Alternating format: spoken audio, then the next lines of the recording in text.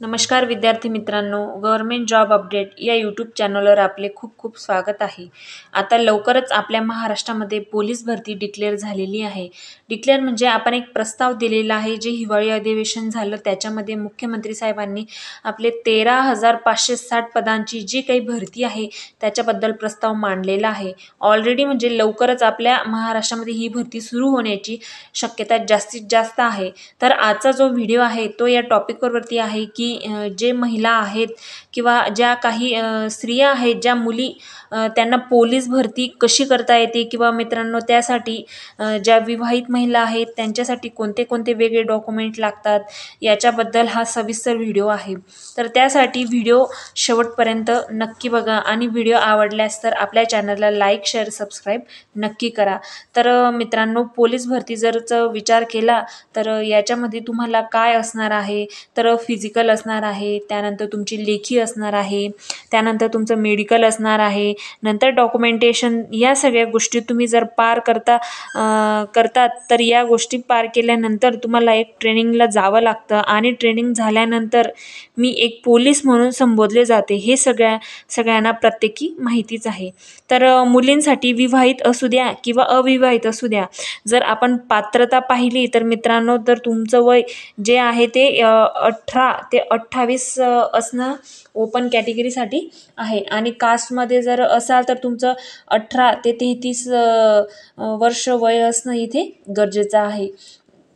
ही झाली पहिली अट. त्याच्यानंतर नेक्स्ट आहे, आपण अट पाहिली तर मित्रांनो तुमची हाईटचा आहे. हाईट तुम्हाला मिनिमम 155 सेंटीमीटर असणं गरजेचं आहे.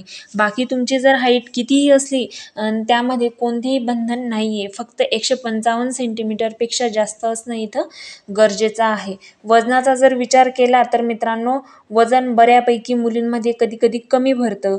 त्याच्यामुळे वजन तुम्हाला मी सांगते एक हाईटनुसार तुमचं वजन असणं गरजेचं आहे. म्हणजेच मोठे सांगितलं तर 55 पेक्षाही तुमचं वजन असणं हे, जर तुमची हाईट 155 आहे तर तुमचं वजन हे 55च्या पुढे असलं पाहिजे.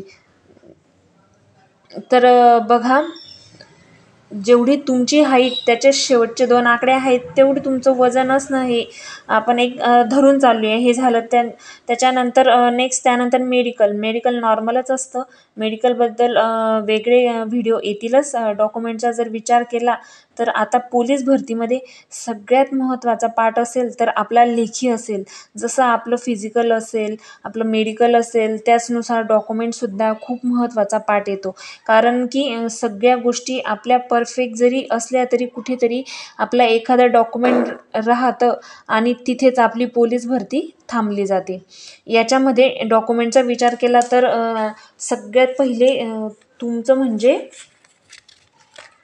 काय म्हणजे जन्माचा दाखला, एज डोमेसियल, तसंच तुमचं नॅशनॅलिटी डोमेसियल, त्याच्यानंतर तुमचं 10वी 12वी जेवढीही सर्टिफिकेट आहेत ते सगळे, MSc-IT सर्टिफिकेट, त्याच्यानंतर तुमचा रहिवासी दाखला जो असेल तो, कॅरेक्टर सर्टिफिकेट, त्याच्यानंतर अशा प्रकारचे भरपूर असे सर्टिफिकेट, जेवढे मॅक्सिमम तुमचे सर्टिफिकेट आहेत ते सगळे तुम्हाला घेऊन यायचे आहेत. बाकी सर्टिफिकेटचा वेगळा एक व्हिडिओ मी ऑलरेडी बनवलेला आहे. त्याच्यामध्ये कोणते कोणते काळजी घ्यायची आहे हे सुद्धा सांगितलेलं आहे. तुमचं आधार कार्ड व तुमचं पॅन कार्ड या सगळ्या गोष्टी तुम्हाला जवळ ठेवायच्या असतात. ह्या झालं अविवाहित मुलींसाठी. आता जर विवाहित मुलींसाठी, जसं आपलं हा टॉपिक होता मित्रांनो, तर विवाहित मुलींसाठी तुम्हाला काय करायचं, जेव्हाही तुम्ही विवाहित असाल समजा आणि अजूनपर्यंत तुम्ही जर मॅरेज सर्टिफिकेट काढलेलं नसेल, सगळ्यात आधी तुम्हाला जर पोलीस भरती करायची असेल, अजून भरती डिक्लेअर झालेली नाही आहे, त्याच्या आधीच तुम्ही या सगळ्या गोष्टी करून घ्या, तरच तुम्हाला याचा फायदा होऊ शकतो.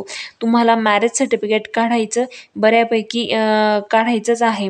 आता बऱ्यापैकी महिलांनी काय केलं आहे, ही लाडकी बहीण योजना आल्यामुळे तर मॅक्सिमम स्त्रियांकडे असणार मॅरेज सर्टिफिकेट काढलेलं नाही आहे, पण ते काढायचं आहे. मॅरेज सर्टिफिकेटनुसार तुमचे बाकी जे काही डॉक्युमेंट आहेत त्या मॅक्सिमम डॉक्युमेंट मी म्हणते जे तुम्ही लग्न आधी काढले असतील, समजा तुमचं डोमिसाईल असेल, तुमचं कास्ट सर्टिफिकेट असेल, एनी अदर तुमचं जे काही सर्टिफिकेट असतील लग्ना अगोदर त्यांच्यात नाव चेंजेस करणे अशक्य आहे. ते असू द्यात, परंतु तुमचं जर तुमचं झालं आधार कार्ड, त्यातलं नाव तुमचं चेंज करता येऊ शकतं. तसंच तुमचं पॅन कार्ड असेल, लग्नानंतरचं नाव असेल, ते तुम्हाला घेऊन घ्यायचे. पॅन कार्डमध्ये नाव चेंज करता येतं, रहिवासी दाखल्यामध्ये तुमचं नाव चेंज करता येतं. ते जिथेही पॉसिबल आहे तुमचं नाव चेंज करणं, ते मॅरेज सर्टिफिकेट लावून तुम्हाला ते नाव चेंज करून घ्यायचं आहे. अजून एक सगळ्यात महत्त्वाची गोष्ट ती म्हणजे काय, तर तुम्हाला मॅरेज सर्टिफिकेटसुद्धा करायचं आहे.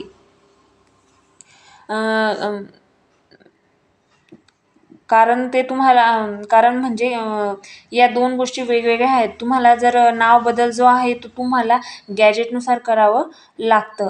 ते सुद्धा तुम्हाला करून घ्यायचे, तर तुम्ही याच्यामध्ये फायदेशीर ठराल. कारण कधी काय होतं, सगळ्या गोष्टी तुमच्या परफेक्ट असतात, परंतु गॅजेट नसतं आणि गॅजेट नसल्यामुळे तुम्हाला कुठेतरी म्हणजे कधी पास पण होऊन जाता. परंतु कधी काय होतं का आपण म्हणतो ना, म्हणजे वेळच चुकीची होती असं. तर वेळ चुकीची असली तरी एखादा डॉक्युमेंट नसेल तर तुम्हाला पोलीस भरतीमधून साईडला केलं जाऊ शकतं. या झाल्या बेसिक गोष्टी. तर नेक्स्ट अजून एक डाऊट असतो मित्रांनो, समजा आपण भरती करतोय आणि भरती करताना तुम्ही पूर्णपणे भरती झाला. ट्रेनिंग पिरियडसाठी 1 ते 2 महिन्याचा कालावधी असतो. त्या दरम्यान जर म्हणजे मुलींची प्रेग्नन्सी वगैरे असेल, असे काही प्रॉब्लेम असतील, तर या गोष्टी आल्या तर मित्रांनो, तर त्या काळात काय होतं, मुलींना नेक्स्ट बॅचमध्ये ट्रेनिंगसाठी बोलवलं जातं. असं नाही की तुम्ही भरतीमध्ये भाग होता पण तुम्हाला नेक्स्ट बॅचमध्ये बोलवलं जातं. जेव्हाही तुम्ही मेडिकलसाठी फिट असाल त्यावेळी तुम्हाला त्या ट्रेनिंग